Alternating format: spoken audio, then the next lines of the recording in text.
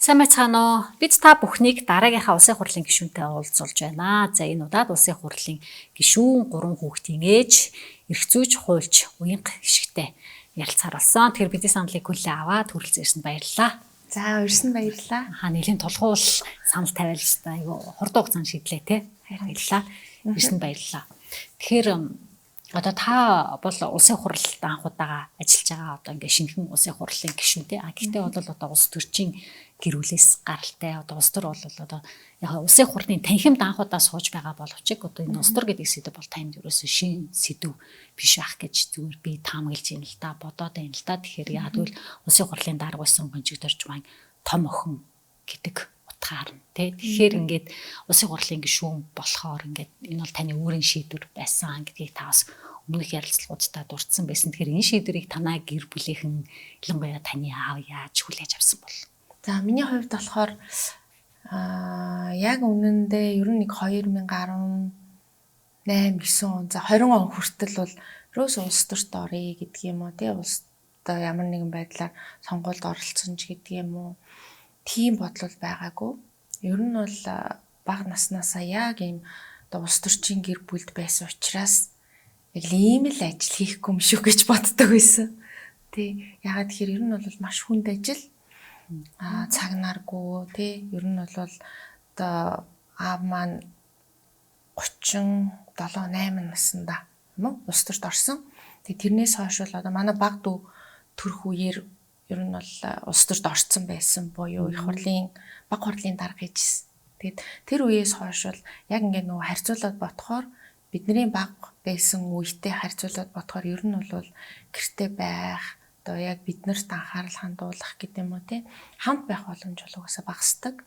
Дээрээс нь маш их стресстэй те бухимдалтай мэдээж гэртээ ирээд биднэрт бухимдаад уурлаад ахгүй л те. Гэхдээ ингээ харахаар нэг юм ер нь бол их хэцүү ажил. Тэгээд тэр чутгаараа би ер нь төрт ажиллаж үзээгүй. Яг л одоо цэвэр хувийн хөвшилд одоо 2003 оноос эхлээд 2020 он хүртэл бол яг цэвэр хувийн хөвшилд ажилласан. Тэгээд яг анх улс төрт орё, нам дэлсэн гэдэг ч юм уу те. Яг энэ асуудал яригдахад бол ээж аав хоёулаа маш эсрэг байсан.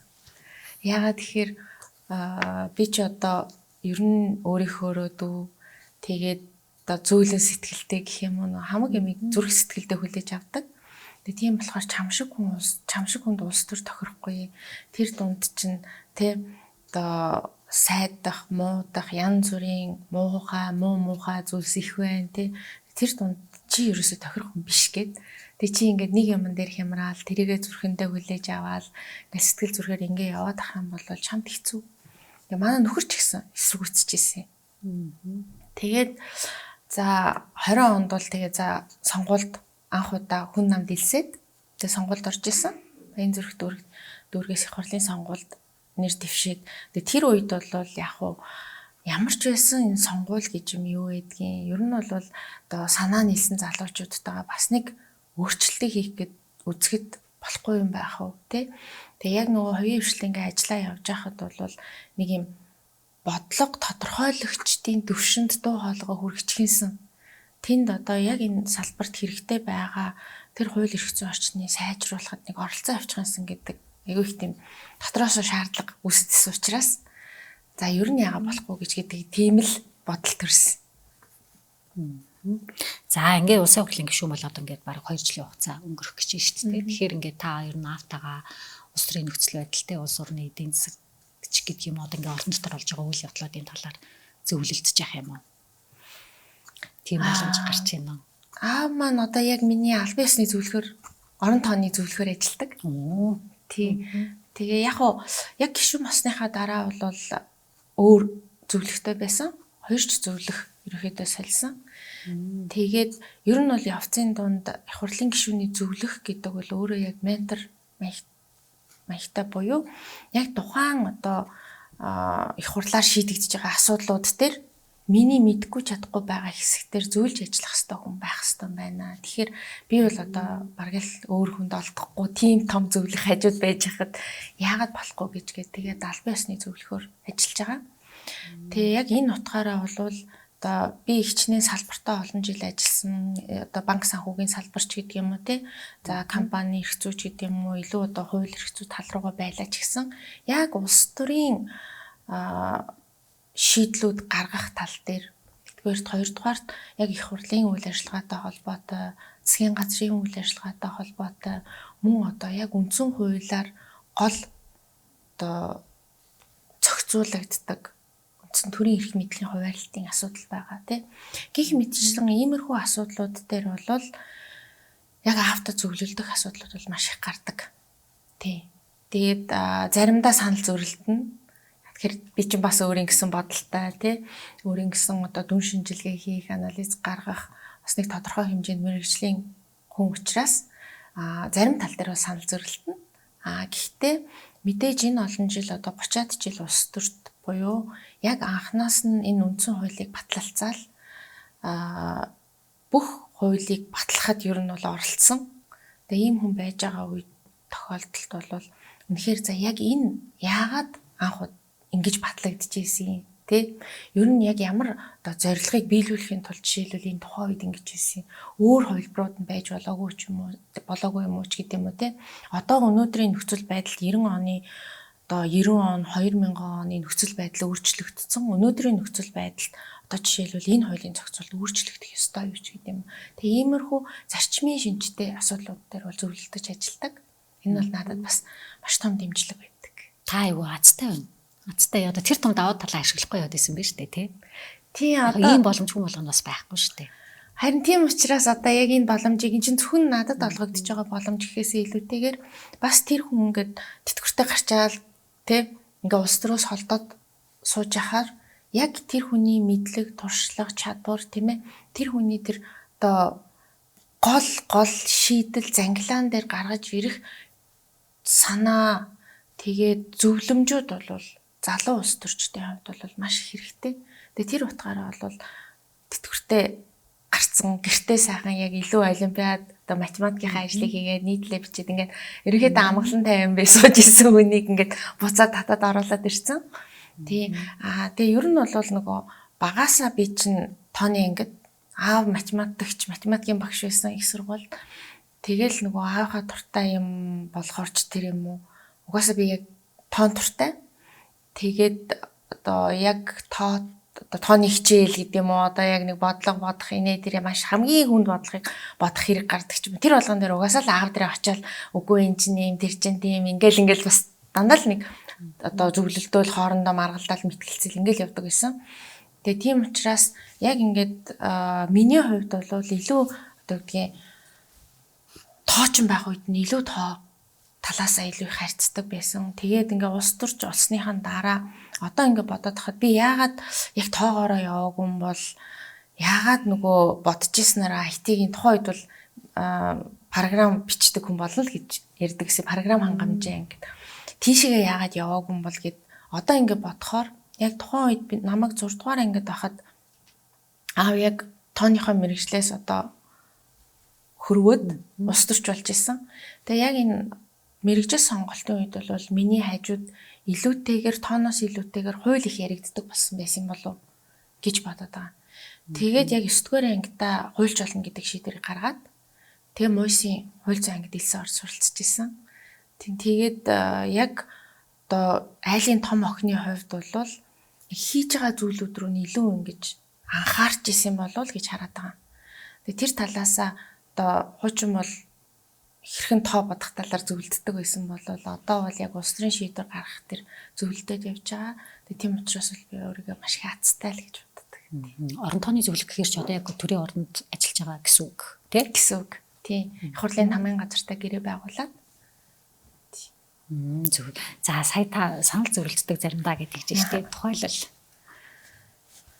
Гэхдээ тухайлбал жишээ за яг одоо улс төрийн шийдлийн хувьд бол битэрч бас хоёр өөр нам тий аавын хувьд бол арчилсан намдаа хэвээр байгаа. Арчилсан намдаа хэвээрээ тэгээ бит хоёрын хувьд бол яг тэр нөгөө намын дотоод асуудлууд руу бол аль аль намынх руу бол оролцдог. Яг илүүтэйгээр яг шийдэх асуудлын хувьд оролцдог. Тэгэнгүүт мэдээж тэн дээр тухайн үзэл баримтлалын чиглэлийн ч гэдэг юм уу тий үзэл баримтлалын хувьд ч гэдэг юм уу эсвэл нөгөө мэрэгжлийн ялгааны хувьд ч гэдэг юм уу санал зөрөлдөх асуудлууд гарна л да. Одоо би бол илүү нөгөө хуульч хүн учраас хуульчдын нэг сулч гэх юм уу бас давуу тал байдаг. Тэр нь юу гэхээр ерөөсөө хамгийн түрүүнд нөгөө хууль яг ямар байх ёстой бэ? Яг юугээд бичигдсэн юм бэ гэдэгтээ нийцүүлж явна. Одоо тэр хэрвээ нэгэн л хүчин төгөлдөр бичигдээд явцсан байгаа бол тэрийг баримтлах ёстой. Хэрвээ тэрийг өөрчлөх ёстой бол эхлээд өөрчилж дагаж мөрдөх ёстой гэдэг зарчмыг барьдаг. Улс төрчдийн хувьд бол илүүтэйгээр нөгөө цаад гол агуулгаар нь явдаг. Гэхдээ хууль дээр ингэж бичсэн ч гэсэн ийм байх ёсгүй штэ гэдэг тал руугаа тэр шийдлийг гаргаад зоригтой гаргаад явах тэр боломж нь одоо цэвэр улс төрчдийн хувьд бол бас илүү даваатай байдаг юм болов уу гэж хараад байгаа. Тэгэхээр нэг тиймэрхүү дүү асуудал төр санал зөрөлтөн. Гэхдээ айхтар том зарчмын санал зөрөх асуудал бол баг гардгүй юм дөө. Ер нь бол нэг хантайл явал тэр нөгөө гол ноён нуруугаа барайл зарчмаа барайл явж байгаа учраас Зүгээр би танаас гончоо дөрч бод урсамж намаа бичиж байгаа юу гэж асууя гэж бодож исэн юм. Тэгсэн маш завгүй л байгаа ажиллаж байгаа юм байна л да. Тий одоо би тэгэд бас ярьдгийн одоо гэр бүл дотроо аавын нэг дурсамж намыг биччихсэн та нэг номоо биччихээчтэй гээл тий. Тэнгүүд яг одоогор бол ном бичиж эхлүүлээд явсан юм байхгүй. Одоо чинь ер нь бол нэлээд завгүй талтай. За зөвлөхийн ажиллаа хийж гин. Дээрээс нь яг одоо нөгөө математикийнхаа ажлаас холтцсон байж байгаад буцаад тэтгэвртэй гарсны дараа бол тэрэн лүгөө бүр шумбаад орцсон. Тэнд гадны сэтгүүлүүд дээр нийтлүүд гаргаж гин. Тэгээд саяхан нэг шин теорем ер нь баталж гинэ гэсэн сууж исэн. Тийм тэгэхээр ер нь бол завгүй талдаа байгаа. Тэг яг одоогор мэдхгүй дурсамж номоо бичиж эхлэх болоогүй гэж бодоод байгаа юм болов уу? Тий. Гэхдээ яг хоо ер нь бол бид нэр дотроо ярьсан юм байгаа. Миний дараагийн дүү эмэгтэй дүү болохоор илүү яг тийм одоо өөрөө бас шүлэг бичдэг. Тэгээд ийм юм найруулж бичих юмыг одоо илүү уран сайхнаар илэрхийлэх чадвар нь бол бид нар дундаа илүү. Тэгээд дүүдээ хэлээл аа. За тэгж яагаад нэг гоё намтар номын бичих ёстой шүү гэл. Бидэд бол бас ярилцчихл. Тий. Тэ. Одоо улс төрийн халуун тоонд олон жилийн өнгөрүүлсэн хүн учраас одоо яалцчихгүй л одоо олон хүнд тийм хүлээлт байгаа ах гэж бодчих дурсамж намайг юм. Тий одоо уг нь ингээд хэрвээ яг ингээд тулаад ярьцлах хийдэг ч юм уу эсвэл одоо яг ингээд номын одоо мэрэгжлийн хүн бичдэг бол тэр дунд тухайн одоо энэ 20 жил 30 жилийн хугацаанд болсон биднэрт одоо ил харагдсан асуудлууд цаанаа жишээлбэл яг бидэнд харагдаагүй ямар шийдлүүд байсан, ямар нөхцөл байдлууд байсан, яагаад тэр шийдвэрийг гаргах болсон гэдэг дээр бол бас нэлээд л юм хэлэх, ярих юмнууд бол бас байдаг байх гэж боддог. Тийм. Яг үнэ. Яг зарим хүмүүст нэг ийм зарчим байдаг л да тий. Одоо ингээд ажил таараад гэртээ орохоо өмнө одоо яг хаалганыхаа өмнө одоо ингээд ажил дээр болсон одоо тэр одоо уур бухимдал стресс гэдэг юм уу тий. Ачааллаа дарамт ингээд бүх юм мартаад хаяад гэртээ ортгоо тэр ажлын уур амьсгал одоо тэнд болж өнгөрсөн одоо үйл явдалтай юмыг бол гэртээ ингээд огт оруулдаггүй ингээд шууд яг хаалганыхаа өмнө ингээл хаяал ордог гэж ярьдаг те зарим одоо танаа гэр бүлийн хувьд ямар байсан бэ одоо гонжиг дөрж байгаа одоо яг одоо тэр улс төрчийн хуваар те гэртээ одоо та нартай жишээл бол улс оронд үсээд байгаа тэр нөхцөл байдлыг зөвлөлддөг юм болоо одоо ингээд мэдээлэл хуваалцдаг ч юм уу тийм соёл байсан болов. Би ч нөгөө эрт гэрээсээ гараа явцсан. 18-т ерөнхийдөө хүнтэй суугаад тусдаа гараа явцсан. Тэгэхээр яг эд ажил 18 нас хүртлэе болвол айхтар ойлголт муу штэ. Одоо жишээлбэл ээжтэй хаяанда зөвлөдөл яриад сууж идэг байсан. Гэхдээ тэр дундаас бүр яг айхтар одоо юу гэдгийг одоогийнх шиг тэгж нарийн ойлгож олж авна гэж байхгүй. Хүүхэд болохоор тий хүүхэд юм чинь. Тэгээд заримдаа бол бас нэлээд бохимдалтай арайчтай гэж ярьж байгаа өнцгөөс сонсогддог л байсан. Гэхдээ бол гэрт тийм ууртаач гэдэг юм уу бохимдалтай тий нэг тийм одоо дарамттай тийм нөхцөл байдал бол байгаагүй. Заримдаа одоо ээжтэй тэгээд зөвлөлтөж ярьж байгааг нь сонсоод бол за ажил дээр нэг хэцүү юм болж дээ. За тэнд нэг муухай хүн таарч дээ ч гэдэм үү те. Тэр хүн нь яасан муухай юм бэ ингээд аавыгийн гэтэл нь бохомдуулдаг ч гэдэг юм уу. Нэг тиймэрхүү юмнууд бол хальт дурсамж байдаг. Гэтэ бол бас сайн мэдгүй. Тэгээд тусдаа гарснаас хойш бол одоо гэртээ яг одоо ямар шоухан байдлаар ажилдаг байсныг бол үнэхээр мэдэхгүй шүү дээ. Хаяа очиж уулзсан. Гэхдээ хаяа очихдоо бол яг миний хувьд бол өөрөө угаасаа сонирхолтой учраас очиж заавал зөвлөддөг. За одоо яг энэ асуудал нэг юм байгаад байна. Одоо би энийг хийх гэсэн чинь ингээд танаа их хурл чинь ингээд баталчлаа ч гэдэм үү те. Үгүй нэг энэ татварын амиг нэг ингээд очиж болдгоо юм уу ч гэдэм үү те. Нилээ олон юм бас авч очино. Гишүүн байх үед нь. Ягаад тэгэхээр бас нэг дуу хоолойгоо хүрчих гээд л үзээд байгаа гэсэн үг шүү дээ. Тэгэл одоо чуулганы хуралдаан үзэж байгаа л очиад танаа тэр чи одоо ямар сони юм ярьдсан бэ? Яахаараа энийгээ мэддгүй юм бэ ч юм уу те. Тиймэрхүү яриа бол битэрийн дунд бол их болно. Яг тэр би өөрөө очиж нөгөө тэрийг зөвлөлдөх ярих хэрэгцээ байгаа учраас тэрнээс биш яг ингээ гэртээ авахтаа бол сайхан 50 амгалан тэгэл ээж тэр хоёр хоолундаа хийждээл тэгэл нөгөө дуртай сериалуудаа үзээл тиймэрхүү байдлаар л цагаа өнгөрөөгөөд явдаг. Тийм. Ер нь бол тийм одоо гэдгийг ууртай одоо хүмүүс чинь нэг юм ааваасаа айдаг айцтай байдаг штеп. Тэгээ бидний хувьд тийм байдаггүй. Ингээд нэг юм хэрвээ хэлий гэсэн бол хэлээд маргалдаад мэтгэлцээд тий яг тэрнээс одоо өөрийнхөө зөв бурууг олж аваад өөрсдийнхөө одоо шийдлийг олж аваад ингээ явдаг. Тэн дээр бол ингээ чөлөөтэй харилцдаг. Тэрнээс биш чи яхаараа ингэж ярьдгийн ч юм уу тий эсвэл одоо юу гэдгийг чи аавхаа өмнөөс ингэдэг юм уу ч гэдэг юм уу тий тийм юм байдаггүй. Ер нь бол манай гэр бүл өөрөө их тийм арчилсан гэр бүл байсан болоо гэж одоо анзаарэгддэг. Одоо ээжийн хувьд ч гэсэн тэр бид бол яг одоо ямар асуудал гарна тэрийг шууд чулуухаа ирээд ээжтэйгээ зөвлөдөг ярьдаг. Тэн дээр ингээ сонсож байгаа за миний охин ингэсэн болов. За тэрийг нэг тэгвэл зүгээр юм болоо чи юу гэж бодож байгаа тий ингээд ер нь бол нэг тийм би айлын том болохоор тэгдэг юм уу. Гэхдээ дүүнэрийн хувьд ч гэсэн бас тийм байсан болов гэж бодод байгаа. Ер нь нэг тийм найз нөхдийн харилцаа шиг мэдээж аав ээжигээ нээлттэй харилцаатай. Мэдээж тэр хязгаараа бол хизээч давахгүй. Гэхдээ ямар нэг асуудал төр бол за ингээ хэлж бол ууралцдаг болоо ингээ хэлж тэгдэг болоо гэдэг юм байхгүй. Ер нь ингээд нээлттэй ярилцдаг. Тэр дундаас шийдлүүдээ гаргаа явдаг.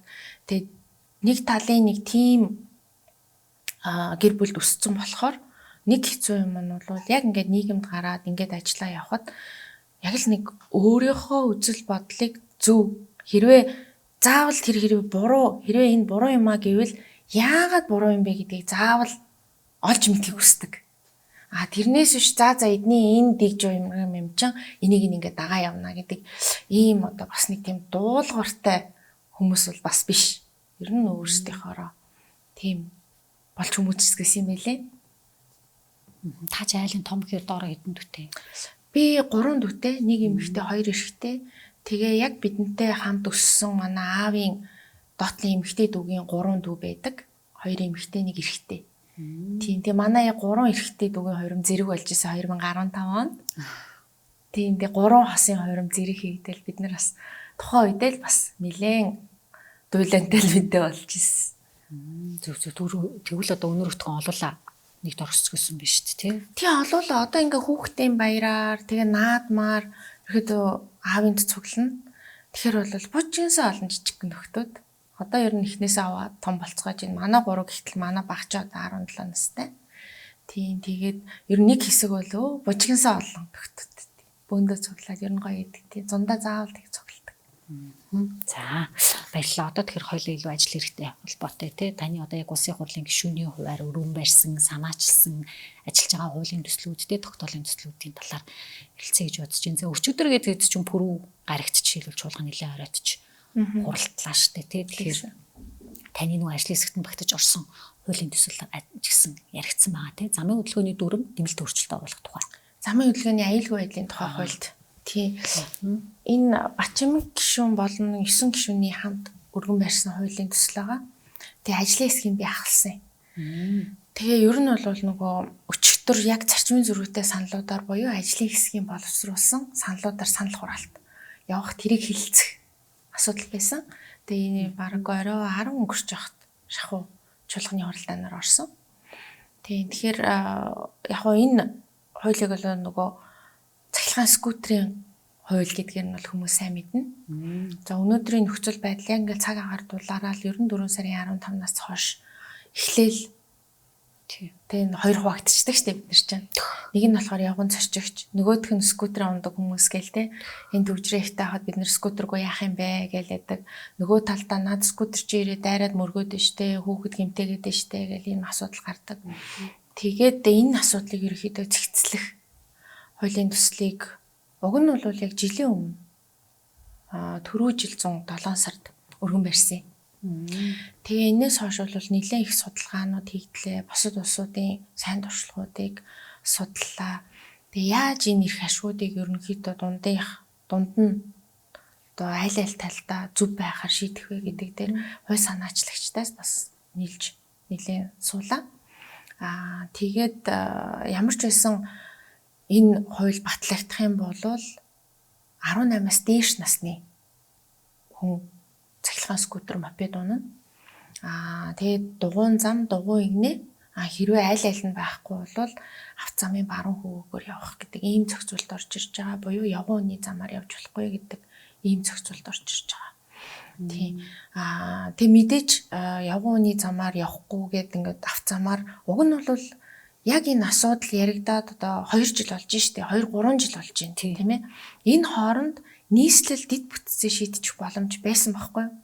Даанч тэгээд яг тэр дугуйн зам одоо явган үний замаа өргөтгөөд дугуйн замаа тусад нь ялгаад тий эсвэл болохгүй бол болдог бол одоо дугуйн игнээгээ бий болгоод ингээд хийгдэх хангалттай хугацаа байсан гэж харж байгаа. Төсөн мөнгө ч хангалттай байсан баг. Ягаад гэвэл бид нэр том төсөл нийслэлээр хэрэгжүүлдэг. Дээрээс нь одоо яг ингээд зөв зүгээр байгаа явган үний замыг дахиж хуулаад барьж ирсэнд орвол хажууд нь зэрэгцүүлээд нэг дугуйн зам хийцэн бол өнөөдөр бид нэр энэ хуулиа батлаад явхад ямар ч айдасгүйгээр батлах боломжтой байхгүй юу? Гэтэл өнөөдөр яг ингээд дугуйн зам явж байгаа алга болчдөг. Тэ? Явган замч өөрөө бас зарим газар байхгүй. Өөрөөр хэлбэл манай автозамын стандартаа ерөөсөй барьж чадахгүй байгаа хоттой. Бүхэл бүтэн улсын нийслэл хот мөртлөө гэр хороолт бол бүр явган үний замгүй газар зөндөө байгаа шүү. Юу тий гэр хороол за аймгийн төв тэрийгэ байг гэхэд ядаж одоо нэг юм 5 км-ийн хүрээнд гэл ботход чинь ингээ ногооноор бутцсан дугуйн зам чи явж ирсэн алга болчдөг. Тэгээ явган зам нь юм нарийнхан болчдөг. Гэтэл энэ явган хүний замыг чи стандартын дагуу хийгээд одоо дор хаяж 2 м-тэй нэгээд дугуйн замыг бас нэг дор хаяж 2 м-тэй тий. Ядаж зөвхөн баруун зүүн урсгалаа хоёр талаараа явна гэвэл ядаж 1 метрийн өргөнтэй хийгээд ингээд хийчдэг болвол яг аль талдаа жишээлбэл тэнд явган хүн зовоод ахгүй, энтэл сургаантай дугуйтай хүн зовоод ахгүй те энэ хоёр чи хоорондоо мөргөлдөөд ахгүй. Нөгөө зам дээр гараад машинтай мөргөлдөөд ахгүй. Энэ замын аюулгүй байдлыг нь хангах юм байна. Тэгэхээр ямар ч байсан эхний ээлжинд бол гол зохицуултуудыг нь оруулаад үүнийхээ үндсэн дээр их хурлаас тогтоол гаргаад засгийн газар болон нийслэлийн засаг дарга Улаанбаатар хотын захирагчид үүрэг өгж байгаа. Үүгээрээ бол энэ асуудлуудаа шийдэх ёстой.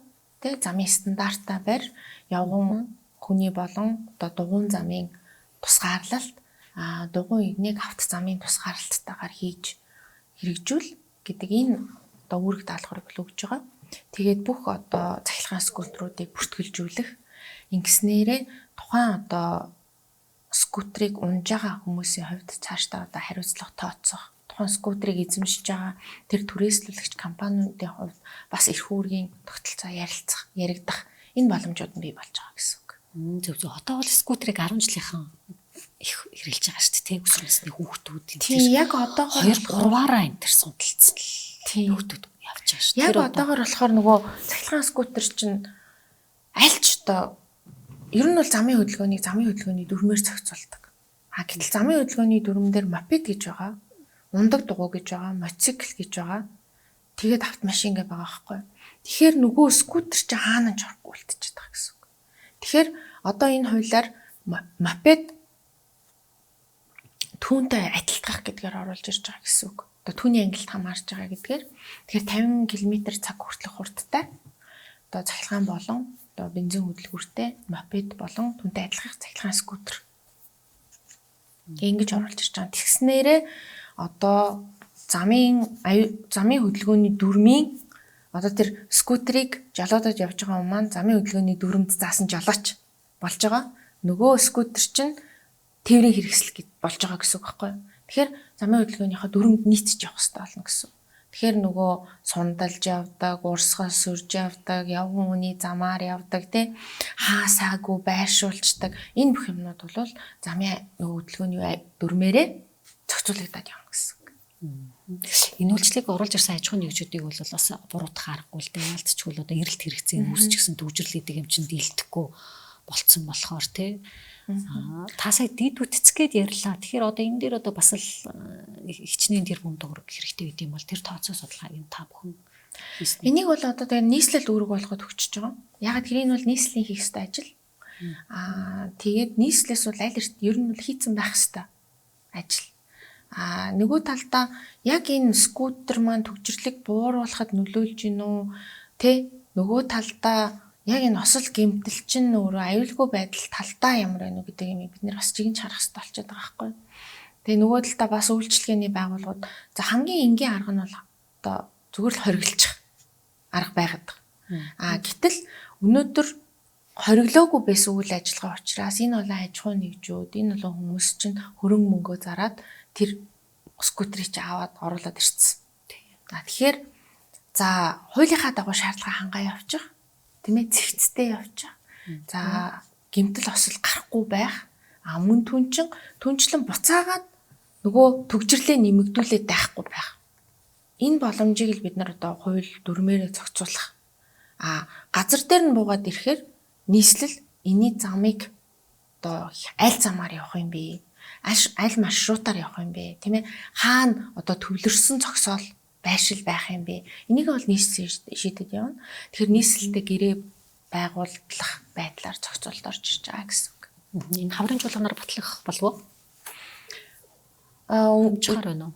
Тийм өчтөр хилцүүлгийн анхдагч эхний хилцүүлэг хийгдээд өнөөдөр санал хураалт явцсан. Тэгэхээр одоо эх 7 хоногт байнга хороогоор ороод тэгээд эцсийн хилцүүлэг рүү орчих болоо даа л гэж бодож ш. Тэгэхээр энэ хаврын чуулганаар бол баталж байгаа гэж харж байгаа. Зөв өнөөдрүүдээс өмнөх санал хураалт дээр бол эсэргүүцсэн гишүүд байсан уу? Яг хуралдаанд оролцсон гишүүдийн хэдэн хувь дэмжсэн бэ? Ер нь бол олонхон дэмжсэн. Мэдээж санал зөрчилсөн гишүүд байгаа. Тийм байлгүй яах вэ? Нөгөө талдаа нөгөө явган үнээр замаас буулгаад авто зам дээр буулгаж байгаа чинь илүү одоо амь насанд халтай нөхцөл байдал руу оруулж байна гэдэг саналтай гишүүд байгаа. Тэрийг бол бас үгүйсэхгүй. Ягаад тэгэхээр дугуун игнэ байхгүй бол авто замаар явах буюу нөгөө автобустай игнэ булаацалтж явах болно. Тэгэхээр энэ бол осолтой. Одоо ч гэсэн ер нь бол хүүхдүүд тэгээ явж байгаа. Тэгэхээр ийм осолтой нөхцөл байдалд бол бид нар 16-аас доош насны хүүхдүүдийг энэ тээврийн хэрэгслийг унуулж болохгүй гэдэг шийдвэрийг ерөнхийдөө гаргаж байгаа. Тийм учраас 18 нас. Тийм учраас 18 нас буюу ядаж нэг өөрийнхөө одоо үйлдэлд хариуцлага хүлээх насанд хүрсэн хүн байя гэдгээр. Тэгтэл ер нь 18 насанд хүрсэн ч гэсэн хүүхдэлтэй 19-20-тэй. Тэдгээрийн хувьд бол заавал сургалтанд хамрагдах ёстой гэдэг ийм шаардлага тавьж байгаа. Зарим гишүүдийн хувьд бол ерөөсөө юм уу Б ангиллалтай хүн л тэр скутерийг ундаг байлаа гэдэг асуудал бас тавьж байгаа, хүндэж тавьж байгаа. Жолооны үнэмлэхийг авцсан хүмүүс. Тий. Заавал одоо мотоциклийн юм уу эсвэл автомашин байж жолоодох. Жолооны үнэмлэхтэй бэжэж тэр скутерийг ундаг байя гэдэг ийм асуудал гарч байгаа. Ер нь бол цаашдаа бид нар бас нэг энэ боловсролын систем хөтөлбөрт бол энэ замын аюулгүй байдалтай холбоотой одоо сургалтын хөтөлбөрүүд дээрээс нь одоо гадны хөгжсөн улсуудтай адил нөгөө 10 жилийн сургуулаа төгсөхдөө жолооны үнэлэхтэй болоод төгсдөг шүү дээ. Тэгэхээр ерөнхийдөө тийм нөхцөл байдал руу бид нар орохгүй болохгүй болчиход байгаа юм. Яагаад тэгэхээр одоо ингээд суран болвол мотоцикл скутер унаад явж байгаа хүмүүсийн хувьд одоо уг нь дугуйч гэсэн зохицуулттай шүү дээ. Ундаг дугуйч гэсэн. Гэтэл одоо жишээлбэл тас урсгал сүрцэн машин замаар явж байгаа байхгүй. Дээрээс нь одоо баруун гартлын дүрмтэй бид нар гэтэл явж байгаа шүү зүүн иргэдэг. нөгөө замын голоор явж агаад гинт иргэдэг тийм ээ. Эргэлтүүдэд анхааруулах дохио энэ төр байхгүй. Зүгээр нэг одоо тал тунд явж байгаа юм шиг явцдаг. Гэтэл нэгэн тал одоо замын хөдөлгөөнд оролцож байгаа бол тодорхой хэмжээнд тэр замын хөдөлгөөний дүрмийг мэдсэн байх хэвээр. Тэгээ тэр утгаараа бас одоо сургалтын хөтөлбөртэй байх хэвээр, тэр сургалтанд хамрагдсан байх хэвээр гэдэг шаардлагыг оруулж ирсэн. Тэгээ яг тэр зүйл залттай холбоотойгоор бол бас гишүүдийн зүгээс ер нь жолооны үнэлэхтэй хүн л унсан дээр юм биш үү дээ гэдэг ийм санал бас яригадад явсан. Тэгэхдээ тэрийг бол бид нэр хуулиар зохицуулж чадахгүй. Замын хөдөлгөөний дүрмээр зохицуулах хэрэгтэй асуудал. Тэгээ энэ хууль батлагдсны дараа хэрвээ одоо ангилал буюу АБ английн жолооны үнэлэлттэй хүн жолоодох ёстой гэвэл замын хөдөлгөөний дүрмээрээ өөрчлөлт оруулаад бид нар тэрийг шийдээ явж болно гэсэн засгийн газраас. Тэгэхээр 18-наас хүрээгүй бол одоо түрээсийн биш өөрийн хувийн скутертэй ч байж болохгүй. Ерөөсөө л тийм замын хөдөлгөөнд оролцож болохгүй гэсэн. Ондод угаал ундах сонголт байна. Тэгсээс 18 хүрээгүй бол. Тийм 14-өөс 18-ийн хооронд бол ундаг дугуй унах боломжтой байгаа гэсэн. За ойлголоо. За дараагийн асуудал нь бол нөгөө засгийн газраас 2027 оны төсвийн хүрээний мэдээллийг өргөн барьсан байгаа тийм. Тэгэхээр эрхчлэлүүдийн төсвийн төсөөллийн тухай ч гэсэн нэлээд мянган хороонуудаар яригдлаа. Сангийн аймаг эзгийн хөгжлийн яамны сайд нар өөрсдөө та нарын ингээд асуултанд хариулаад сууж эхлэв. Тэгэхээр энэ хувийн орлогын албан татврын хөнгөлөлтөн дээр бас та байр сууриа илэрхийлсэн байсан тийм. Яг нь ер нь ингээд хөнгөлөлт чөлөөлөлт гээл тэгэхээр биднэрт гой сонсогддог л доо тийм. Ер нь бүх иргэдэд гой сонсогддог. Гэл бид нар чи эхлээл шууд ингээд ямар айтах юм бэ зөв юм байна гэл дэмждэг тийм. Тэгэхээр яг нь одоо ч хөтөлбөрийн хөлсний доод хэмжээ 792 мянган төгрөг байна. Тэгэхээр ямар ч байсан хөтөлбөрийн хөлсний доод хэмжээгээр цалинжиж байгаа хүмүүсээ бол хувийн орлогын албан татвараас чөлөөлөх ёстой гэсэн тийм заалт орж ирсэн юм билээ тийм. Тэгэхээр би бол бас харчаал нэрээ зөв тийм. Яагаад болохгүй гэж хамгийн бага орлоготой хүмүүс зөв юм байна гэж бодсон тий. Та болохоор бас нэг арай өөр хувилбар санал болгочихсон тий. Тэгэхээр яг уу миний санал болгосон хувилбар болохоор бид нар бол мэдж байгаа шүү дээ сүүлийн үед ингээд баян яригдж байгаа юм байна. Төсөв мөнгөгүй байна тий. Төсөв одоо юу гэдгийг татварын өөрчлөлтүүд, татварын хуулийн өөрчлөлтүүд ороод ирэхээр төсөв эний чинь даахгүй тий. Төсвийн орлого тутнаа гэдэг ч юм уу тий. Одоо жишээл нийгмийн даатгалын шимтгэлийг бууруулъя гэхээр тэгвэл тэр тэтгэврч төлөгдөхгүй. Одоо тэр ахмадуудын тэтгэврээс сасгаж байгаа маань л та гэж ярьдаг тий. За ингээл татварын хөнгөлөлтүүд явангуут тэгвэл тэр багшийн цалингийн чинь яах юм, эмчийн цалингийн чинь яах юм гэж хэлдэг байхгүй. Тэгэхээр яг мэдээж ойлгож байна. Одоогоор бол одоо нийт төсвийн бүрдүүлэлтийн 80-аас дээш хувь нь 80 гаруй хувь нь ер нь бол татвараас бүрдэж байгаа. Татварын орлогоор бүрдэж байгаа. Тэгэхээр одоо нэмэгдсэн үртгийн албан татварч байна уу, хүн амын орлогын албан татвар, аж ахуйн нэгжийн орлогын албан татвар бүгд яг төсөвт бол маш том нөлөөлөлтөй байдаг.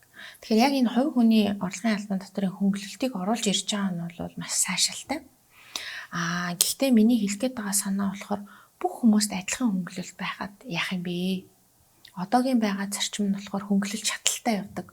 Өндөр цалинтай байх тусмаа хөнгөлтийн хувь буураад ер нь бол баг хөнгөлт авахгүй болчдөг байхгүй юу? Одоо нөгөө хувь хүний орлогын албан татвараас хөнгөлөгдөх хэмжээнд багасаа явцдаг. Тэгэхээр тэр зарчмаараа явуул яасан юм бэ? Ядаж энэ 792 мянган төгрөгийн цалинтай гэдгийгээ 1 сая 500 болгоод 2 дахин өсгөж чадвал 2 сая 500 болгочих. Тэгээд зөвхөн тэр хүртэлх цалинтай хүмүүстээр татварын хөнгөлөлт өгдөг. Тийм байдлаар явбал ойрын хугацаанд яг хэцүү байгаа хэсэг дээрээ бол бид нар хамгийн том одоо нөлөөллийг үзүүлж чадах юм аа. Тэрнээс 2 сая 500-аас дээш цалинтай хүмүүсийн хувьд бол яг хуу одоогоороо ямар ч байсан нөгөө анхдагч хэрэгцээгээ хангах хэмжээнд байгаа гэдэг утгаараа татварын хөнгөлтийг түрдээ төвчж чадах юм болов гэдэг ийм л санааг хэлээд байгаа юм. Тэгэх юм бол одоо жишээлбэл төсвөөс 840 тэрбумыг яг энэ одоо хувь хүний орлогын албан татварын хөнгөлөлтөд зарцуулж чаднаа. Буюу төсөв тэр хэмжээгээр дутаж чаднаа гэж хэрвээ засгийн газар үзэж байгаа юм бол тэр үнийн дүнтэйгээ дүүцүүлээд харин зөвхөн тэр нөгөө нэг одоо бага цалинтай эн чинь өөрөө ерөнхийдөө л төрийн албан агчд болон залуу гэр бүлүүд байгаа байхгүй. Тэгэхээр тэднэрийгээ дэмжиж чий гэдэг ийм л санааг хэлээд байгаа. Өөрөөр хэлэх юм бол хэрвээ 2 сая 500-аас дээш цалинтай бол 10%-ийнхаа татварыг төлтгөөрөө төлөөд явна гэсэн үг. Тэр нь бол тодорхой шатлалаа оруулна гэсэн үг л дээ. Яг ингээд нөгөө хуулийн дээр саналаа зарчмын зүрхтэйг оруулаад явбал тэн дээр бас нөгөө шатлалынхаа хувилбаруудыг бас оруулж ирнэ гэсэн үг. Нөгөө үнийн дүнтэйг нийцүүлээд. Тэгэхээр гол нь яг тэр сая 792 мянган төгрөгийн цалин дайд нь хөнгөлт гэдэг бол нээрээ бага байгаад байгаа. 100,000 орчим хүн байдаг л да тий. Тийм. Тэгэхээр энийг ядаж сая 500 болгочооч. Бүр чадвал 2 сая болгочооч. Тэгээ тэн дээр нь яг зарим нь хөнгөлөө тий. Тодорхой хэсгийн 1% болгоё гэдэг ийм л санал байгаа гэсэн үг байхгүй. Танд тэгэд ямар хариу судлаад эргээд хариу өгье гэсэн үү? Эсвэл ер нь тооцоолол боломжгүй хэцүүл гэсэн хариу өгчсэн тий. Гэхдээ яг хөө тэн дээр бол яг шууд боломжгүй гэдэг хариу бол үгүйгүй сангийн яамнаас тооцоолол гаргаж ирье гэсэн. Тий. Тэгээ яг ингэж хөнгөлөх юм бол энэ одоо хувилбаруудаар А, Б, В гэдэг хувилбаруудаар нөгөө тооцоололоо гаргаад өгөөч гэгээд. Яагаад тэгэхээр бид нар тэр тооцоолыг гаргах боломж байхгүй. Яагаад гэвэл яг нэг татвар төлөлтийн мэдээлэл юмнууд чи сангийн яам дээр байгаа шүү дээ. Татварын ерөнхий газар дээр. Тэгэхээр тэнцэнээсээ тэр тооцоо судалгаануудаа гаргаад өгөөч. Тэгжээд хэдүүлээ одоо хамгийн зөв хувилбар нь аль байж болох нь тэрийг ажлын хэсгийн хүрээнд хийгээ явъя гэдэг ийм санал гаргачаал байж байгаа гэсэн үг. Тэр төсвийн хүрээний мэдээлэл болон одоо 27 оны төсвийн хүрээний мэдээлэл 28 29 оны төсвийн төсөөлөл байгаа. Тэгэд үүнтэй дагуулад оруулж ирэхдээ төсвийн доктортой байдлын тухай хуулинд өөрчлөлт оруулах, мөн түнчлэн нөгөө батлагдсан боловч хэрэгжиж эхлээгүй байсан нэмэгдсэн үртгийн албан татварын тухай хуулийн нэмэлт өөрчлөлтийг хүчингү болгох. Ийм хоёр хууль дагуулад оруулаад ирсэн. Тэгээ тэн дээр бол би нэлээд эсрэг байр суурьтай байгаа юм.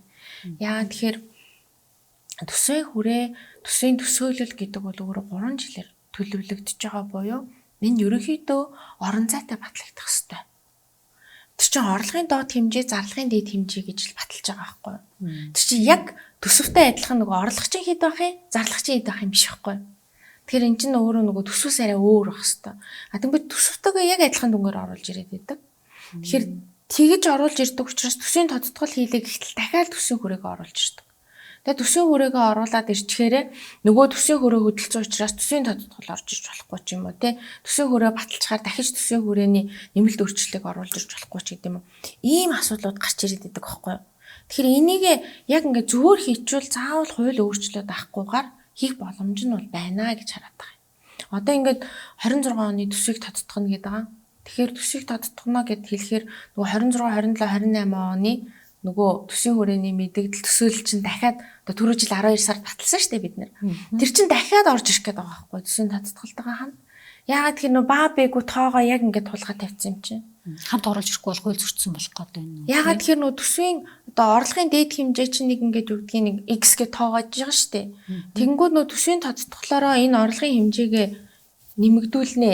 Буюу тэ орлогын одоо доод хэмжээ нь ийм байна гэсэн чиггүй энэ орлогыг олж чадахгүй нэ бууруулъя. Тэгээ эсвэл энэ зарлагадаа бид нэр барьж чадахгүй болчлоо.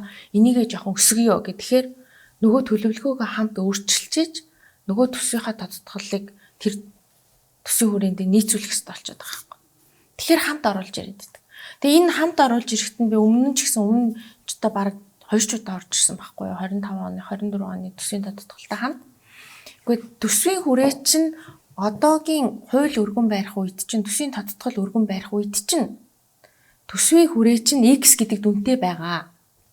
Тэгэхээр тэр төсвийн тодтголыг хийхдээ тэр X дүнтэйгээ нийцүүлж оруулж ирэх хэрэгтэй. Гэтэл төсвийн тодтголоо X-ээс өөр Y гэдэг тоо оруулж ирчээд нөгөө тэрийгэ дагуулаад төсвийн хүрээгээ Y болгоно гэж ороод ирчихээр хэрвээ тэр нь батлагдахгүй бол яах юм? Өөрөөр хэлбэл одоогийн хүчин төгөлдөр мөрдөгдөж байгаа тэр хуулийнхаа хүрээнд л хуулийн төслийг нийцүүлж оруулж ирэх хэрэгтэй байхгүй юу? Тэгэхээр энэ дээр чинь нэг юм тестарал нь алдагдаад байдаг. Процесс нь алдагдаад байдаг. Тэгээ одоо 24 онд бидэд анх гишүүн болж орж ирэл төсвийн тодтгол хэлцэл хэлсэн шүү дээ.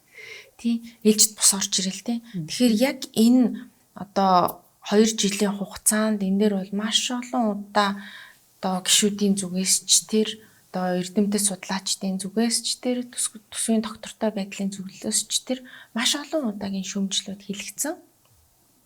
Даанч тэгэл дандаа ингээд тавтагдаад яваад байгаа. Энийг ерөөсөө процессоо нэг л зүг болгож засч чадахгүй л байгаа даа л та. Тэгээ нөгөө талаасаа олон ч засаг солигдлоо. Бас үнтэй ч бас холбоотой л байдаг. Эсвэл одоо яг тийм инфляцийг нэмэх хасах 6 дотор барина гэсэн Монгол анхны зөвлөлт байдаг шиг одоо энэ төсвийн хүрээний мэдээлэл төсвийн төсөөллийг тэдээс тэд гэсэн тийм эсвэл интервалтай тоо байх хэрэгтэй юм болов уу? Гэхдээ би харин тэгэж бодоод байгаа байхгүй юу? Одоо ингээд орлогын одоо засгийн газар бол одоо төсвийн орлого бол одоо хамгийн багтаа юм байна гэж тавьсан шүү дээ. Тэгээ тэр нь өөрөө хамгийн багтаа гэдэг маань энэс их хэдэж хэмжээнд байж болно гэсэн үг шүү дээ. Энэс л буулгаж болохгүй шүү гэдэг санаа тий. За зарлагын хувьд бол энэс дээшээ зарлага гаргаж болохгүй шүү. Гэт энэ хоёр лимит чинь байж ч төсөвч өөрөө нөгөө алдагдaltaгүй ч гэдэг юм уу тий төсвийн тэнцвэртэй одоо тэнцэл гэдэг ч юм уу тийм байж таарна штэ. Тэнгүүд тэр тоогоо жоохон орон зайтай тавиа явчих болдоггүй мүү гэхээр нэг одоо хэцүү хүндрэлтэй юм байдаг юм байна.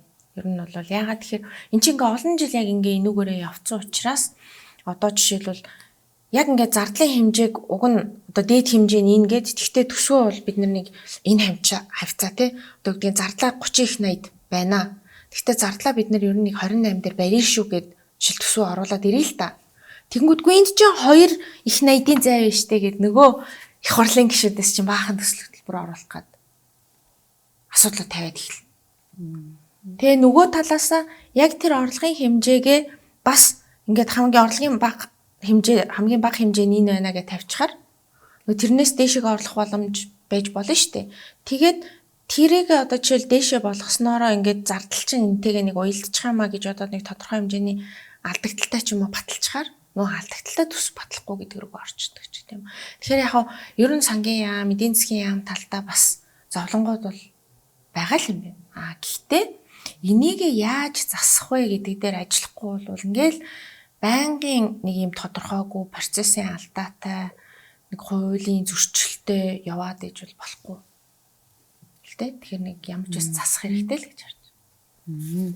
Зөв. За та бол одоо хүн намаас сөрөг хүчнээс сөрөг хүчин гэж яг хэлж болохоор байна уу болохгүй байна мэдэхгүй байна те бас. Тэр чинь одоо засаг барьж байгаа нам биш те. Нэгцсэн учраас те. Улсын хурлд одоо ингэ сонгогдоод ажиллаж байна 2 жил өнгөрчлөө. Та бүхэн одоо мөрийн хөтөлбөрөөр эргэж харж гин үү ямар дүгнэлтүүд хийж гин те. Сонгогчдод бол бас хүлээлт байгаа шүү дээ те. Тэгэхээр яг уу ер нь бол 24 оны сонгуулийн мөрийн хөтөлбөртөө үндэслэл бид нар засгийн газарт хамтрах урилгыг хүлээж авсан. Ягаад тэгэхээр манай мөрийн хөтөлбөрийн гол цөм бол боловсролын реформ, эрчим хүчний реформ, нийгмийн даатгалын реформ гэдэг ийм 3 реформыг зорьсон. Тэгээ тэр утгаараа бол эхний 2 засгийн газар дээр буюу Оюун Эрдэнэ ерөнхий сайдын засгийн газар, Зандан шатар ерөнхий сайдын засгийн газарт бол манайх боловсролын яам авч исэн. Тэгээд Наранбаяр сайдын хувьд бол намын мөрийн хөтөлбөр тусгагдсан нэлээд олон ажлуудыг бас хэрэгжүүлсэн. Одоо жишээлбэл тэр хотхны баг сургууль, багийн баг сургууль, тэгээд багш нарын цалингийн одоо үндсэн суурь цалин нэмэгдүүлэх, мөн түнчлэн боловсролын хөтөлбөрийг шинчлэх гэх мэтчлэн нэлээд олон ажлуудыг бол ямар ч үс хийж амжуулсан. Тэгээ ерөнхийдөө хамтарсан засагт зай учрал ерөнхий сайдын хамтарсан засгийн газарт бол одоо эрх баригч нам боловсролынхаа салбарыг одоо аваа явах бодлоготой байсан учраас манай намын хувьд эрчим хүчний салбараа одоо манай шадар сайд дорч хандын хувьд бол яг эрчим хүчний экспорт тал руугаа буюу илүү сэргийгдэх эрчим хүч, ногоон эрчим хүч тал руугаа одоо хариуцж байгаа шадар сайд. Тэгээ энэ утгаараа бол эрчим хүчнийхаа салбарыг аваад эрчим хүчнийхаа реформыг хийя. Одоо нэгэн дүн чөлөөлөхтэй холбоотой ч гэдэг юм уу, яг энэ эрчим хүчний салбарт хувийн хвшлийг орж ирэх боломж буюу бид эрчим хүчний хараат бус байдлаас гарах гэдэг энэ чиглэл рүү явуулах бодлогын шийдлүүдийг гаргах, тэр гаргасан шийдвэрээ ажил болгохын тулд бол эрчим хүчнийхаа яамыг аваа явах хэрэгтэй байна гэдэг ийм бодлогын шийдэлээр найдлаа сайд эрчим хүчний сайдаар томилогдоод ажиллаж байгаа. Тэгэхээр яг мөрийн хөтөлбөрийн боловсролын реформ болон эрчим хүчнийхаа реформын хүрээнд бид бол хийх зүйлээ нэлээд явуулсан гэж харж байгаа. Одоо яг энэ сэргээгдэх буюу тархамал түгээмэл эрчим хүчний одоо төслүүд дээр тэгэхээр одоо хөрөнгө оруулалтын хөрөнгө оруулагч нартай бол нэлээд их уулзалтуудыг хийж байгаа. Тийм ээ, гадны хөрөнгө оруулалтыг одоо бас мөрийн хүн намын мөрийн хөтөлбөр тусгагдсан нэг зүйл бол гадны хөрөнгө оруулалтыг дэмжих илүү одоо нэмэгдүүлэх гэдэг ийм бодлого байгаа. Тэгээ тэр тал руугаа ч гэсэн одоо гадаадын хөрөнгө оруулалтын газар бол нэлээд идэвхтэй ажиллаж байгаа. Тэгээ энэ талаасаа мэдээж бид гадны хөрөнгө оруулалтыг татах энэ эрчим хүчний буюу одоо энэ томоохон төр төсвөөрөө хийж чадах боломжгүй. Дээрээс нь илүүтэйгээр хувийн хвшлийн оролцоотой буюу төр хувийн хвшлийн түншлэлийн хүрээнд хийгдэх ажлууд дээр бид яалтч байхгүй гадны хөрөнгө оруулалт шаардлагатай. Тэгэхээр гадны хөрөнгө оруулалтыг нэмэгдүүлэхийн тулд дахиад нөгөө татварын болон татварын бус дэмжлэг яригдж эхэлдэг. Тэгэхээр одоо удахгүй засгийн газраас хөрөнгө оруулалтын хуулийг оруулж ирэх бах. Түүнийг дагуулад мөн одоо хөрөнгө оруулагчдад таатай нөхцөл бий болгох тэр татварын хөнгөлтүүдийн асуудал бас мөн орж ирэх болоо гэдэг хүлээлттэй байгаа. За нийгмийн даатгалын шинжиллийн хүрээнд бол тодорхой хэмжээнд эхлүүлсэн боловч бас яг явуулж бас тань чадахгүй л байгаад байна. Одоо жишээлх юм бол манай намын 3 гишүүн за энэ дотор би байгаа. Тэгээд 40 гишүүн болон одоо 40 гишүүн хамтдаа санаачилсан. Тэгээ нийгмийн даатгалын ерөнхий хуулийн нэмэлт өөрчлөлт байгаа. Тэгэхээр энийг бол энэ бол нин дайруу хийгдчихэж нөгөө нийгмийн даатгалынхаа шимтгэл төлөлтийн нэг юм одоо зөв цаг хүртэл рүүгээ ороод энэний дараа халахм нь нөгөө тэтгэврийн сан хуримтлал бий болгох, тэгээд хувийн тэтгэврийн сан болгох гэх мэтлэн энэ ажлууд ингээд цогцоор хийгдэх хэрэгтэй. Тэгээд энэ одоо санаачилсан явж байгаа хуулийн хувьд бол 40 гишүүн өргөн бирсэн хуулиар эргүүлэн татсан биз дээ. Татаагүй явж байгаа шүү дээ. Тийм. Монгол Ардын нам засгийн газар хамтрыг төслөө эргүүлэн татуулчлаа гэж ойлгосон. Эргэн татаагүй тэр ч одоо 40 гишүүн өргөн барьсан тийм амархан нэг эргэн татах хилцүүлэг нь айгүй идэвхтэй өрнөөд тэгээд яг ер нь бол засгийн газраас нийгмийн даатгалын ерөнхий хууль дээр ерөнхий том цогц асуудал оруулж ирэх гээд байна. Тэгэхээр ингээ хамтраад хилцье, хамтруулаад хилцүүлчээ гэдгээр жоохон хүлээлгэнд оруулсан. Гэхдээ одоо бол хилцүүлэх шаардлагатай байгаа. Ягаад тэгэхээр одоо яг засгийн газраас бол нийгмийн даатгалын ерөнхий хуулийг бол оруулж ирэхгүй удажчлаа шүү дээ. Одоо жил гарсан болчихно. Тэгэхээр энэ дээр бол бид нар гол шийдэх гээд байгаа асуудал маань одоо хөдөлмөрийн гэрээнээс бусад гэрээгээр ажиллаж байгаа буюу ажил эрхлэх, ажил гүйцэтгэх болон хөлсөөр ажиллах гэрээгээр болон одоо богино хугацаатай гэрээ хийж одоо нөгөө СУ-д ажиллаж байгаа хүүхдүүд ч гэдэг юм а тийм ээ зөвлөхийн гэрээ мөн түнчлэн одоо өөрийнхөө ажлын хажуугаар ажил гүйцэтгэх гэрээгээр зөвлөх үйлчлэгээ үзүүлдэг ч юм уу тийм энэ хүмүүсийн хувьд болохоор албан журмын нийгмийн даатгалын шимтгэл төлдөг энэ үргэлж чөлөөлөө. Яг бол яг хөдөлмөрийн гэрээ болон хөдөлмөрийн гэрээтэй адилтгах гэрээний харилцаатай байх юм бол түүгээрээ албан журмынхаа төлье. Тийм биш бол зөвхөн амын орлогын албан татвар төлдөг бай. Өөрөөсөө хэрэг хүсвэл сайн дураараа нийгмийн даатгалын шимтгэлээ төлдөг бай. Энэ зохицуултыг гол нь оруулж ирээд байгаа. Ингэснээрээ нөгөө оюутан залуучуудын одоо ажил эрхлэлтийн одоо цалингийн хэмжээ нэмэгдэх боломжийг бий болгох юм. Өөрөөр хэлэх юм бол одоо ингээд нэг юм цалин бодогдоод одоо тэр чинь цагийн ажил хийж байгаа шүү дээ. За тэгэл нэг одоо 300 мянга 400 мянган цалин авдаг. Эсвэл за нэг одоо 500 мянга зурсрэл нэг 700 мянган цалин авна шүү дээ. Тэгэнгүүт тэр чинь цагаараа тооцогдоод явж байгаа юм чинь. Тэгэнгүүт хүн амын орлогын албан дотор 10% авчна. Дээрээс нь нийгмийн даатгалын шимтгэл өөрөө 12.5-ыг төлчихнө. Тэнгүүд ажил олгогч нь 12.5-ыг төлнө. Гээ инхээр нийтдээ яг ингээд одоо ажил олгогчийн халааснаас гарч байгаа мөнгөний 30% нь нийгмийн даатгалын шимтгэл татварч явчихж байгаа байхгүй. Тэгэхээр тэрний зөвхөн 10%-ийг байлгаач. Тэ? Бусдын одоо нийгмийн даатгалын шимтгэл төлж байгаа хэсгийг тэр хүүхд сайн дураараа төлөв. Үгүй бол бусад одоо ажил хөдөлмөр эрхлэлтээрээ хөдөлмөрийн гэрээгээрээ төлчдөг бол түүгээрээ яваг гэдэг энэ гол зохицуултыг бид нэр оруулчих юмсан гэдэг зорилготой байгаа юм. Нэг их сургуулийн багшийн яриаг би яг сонсч байсан л да. Их сургуулийн багш бол үнцэн ажил нь те. Тэгээ их сургуулийн багш нар чинь судалгаа хийдэг шүү дээ. Тэгэхээр нөгөө тийм судалгааны захиалга бас үе үе мэрсэр ингээд ирдэг юм байна л да. Тэгээ ингээд ажлынхаа хажуугаар судалгаан дээр ажиллаад ингээд нөгөө гэрээгээ игээ судалгаа хийсэн төлбөрөө авах гэсэн чинь эндээш суудагцсан байж штэ гэдэг ингээд бас л шүүмжлээд л бухимдангуул ярьжсэн л да. Би тэртээ үнцэн ажилласаа би эндээш үнцэн ажлынхаа цалингаасаа те би нэмийн даатгалын шимтгэл төлж байгаа. Тэгсэн чи одоо миний нэмэлт орлогоос хүртэл авдаг болчихгээд яг энийг нөгөө бас оруулж ирэхдээ тухайн үедээ юу гэж тайлбарлаж ирсэн бэ гэхээр нөгөө одоо өмгөөлөгч нар аудитууд гэх мэт одоо ямар хэмжээний орлого олоод ямар хэмжээний татвар төлөөд байгаа нь ингээд нэг ил биш тийм даалт хэлбэрээр ингээд яваад байгаа бизнесүүд айгүйх байна. Энийг бас л бүртгүүлжүүлэх ил тод болгох зорилгоор гэж тухайд тайлбарлаад ирсэн. Тэгэхээр яг энэ зорилготой ихтэй хүрсэн байт юм болов уу? Үгүй тэгэд бүртгэлжүүлэх гэдэг нь тэр чинь хүн амын орлогын албан татвар төртөргөө төлж байгаа шүү дээ. Тэг өөрөөр хэлэх юм бол нэг бүх юмд түр ингээл нэг хяналт тавих гал оролцох гал гэдэг болимор байгаа байхгүй. Одоо тухайн жишээлбэл өмгөөлөгчийн хувьд гэдэг юм аа, аудиторын хувьд гэдэг юм уу, зөвхөн зөвлөх гэрээгээр нэг удаагийн гэрээгээр үйлчлэгээ үзүүлдэг хүмүүсийн хувьд тэд нар нийгмийн даатгалын шимтгэл төлөхгүй байгаа бол тэтгэвэр тогтоолоход тэр өөрсдийнх нь төлсөн сайн дурын төлөлтөөр л явна. Төлөлтийн хэмжээгээр л явна. Хэрвээ ерөөсөө сайн дураараа төлдөггүй байлаа гэхэд тэн дээр нөгөө нийгмийн даатгалын одоо сангаас олгогдох тэтгэвэр тэтгэмжийн асуудал ярихдаггүй л гэсэн үг байхгүй юу? Тэгэхээр эн чинь өөрөө нөгөө нэг тухайн хувь хүний сонголтын асуудал болчиход байгаа. Тэгэхээр тэрийг одоо бүртгэлжүүлнэ гэдэг бол энэ өөрөө нийгмийн даатгалын шимтгэлийн зорилго биш байхгүй.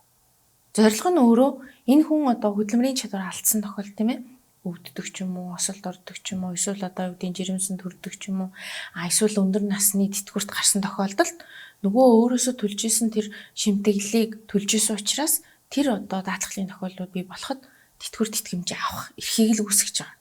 Тэр нь ямар хэмжээнээс тооцогдох вэ гэхээр миний төлж исэн шимтгэлийн хэмжээнээс хамаарч байгаа. Тэгэхээр одоо түрүүний жишээл бол багшийн кейс шүү дээ.